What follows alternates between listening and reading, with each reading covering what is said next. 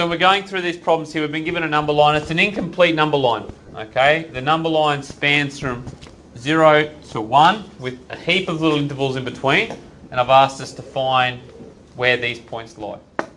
What's tricky about this is that I haven't given you a heap of information about what these intervals mean.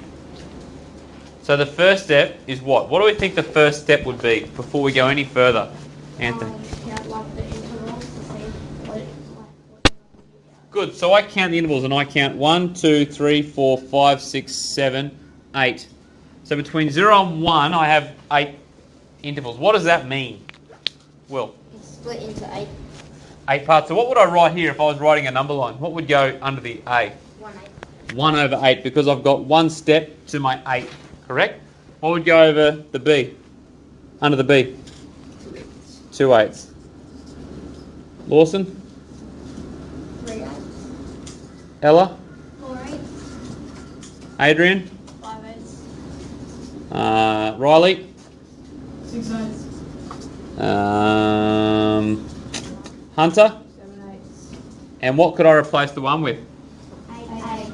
8 8s, correct? 8 8. So in my head, that's the first thing I do before I write anything else. I complete my number line. Then, are all these numbers divisible by 8? Are they all over 8? No. Well, they are and they're not, are they? What's going on with them? Jack?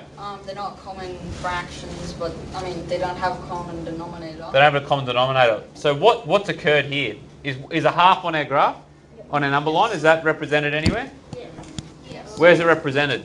4 8. 4 8s, which is? D. Okay. So what have I done in my head with the 4 8s?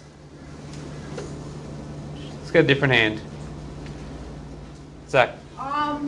Well, I halved them, so it's 2 4. So you found a common denominator in the 4 8s, Yep. and you divided both by 2, and that gave you? 1 half. Did it? Wait, no, 1/4. Did it?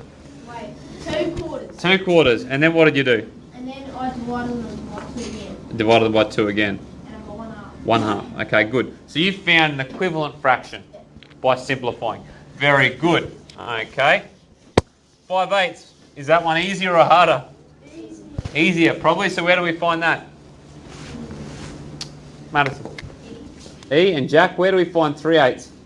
We would find it in C. Okay, good. So those 3, I think they're pretty similar. What happens after the 1? We have 1 and 1 8. We have 1 and 1 8. Can we represent that as in a different way? Hunter? 9 8. 9 8s, okay? It's exactly the same.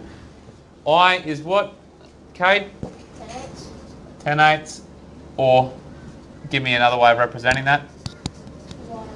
1 and 2 8s. Alyssa? J is? 1 and 3 8. Yep, which would be the same as? 11. 11 over 8. Good. So where do we find 1 1/4? Sienna? H. 1 1/4? Anyone skeptical of that result? Brianna, what do you think? I think it's high. Oh, why do you think it's high? Defend your answer. Because you times it by 2. So when you say times, you mean another operation? You times the 1/4 by 2. So Oh, so you times this one by 2 and got to 2 and 8. Do you want to defend your answer, Sienna? Or are you happy to secede or bow down? I think that you are very close. What do you think tricked you up?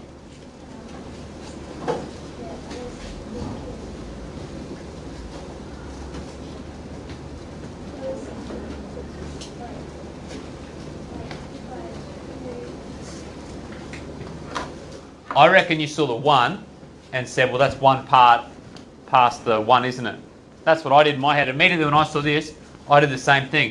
I said, that must be the answer, H.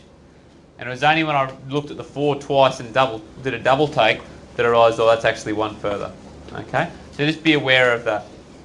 I intentionally set that as a trap, and I caught myself just about then too. So, happy with that? yes, sir.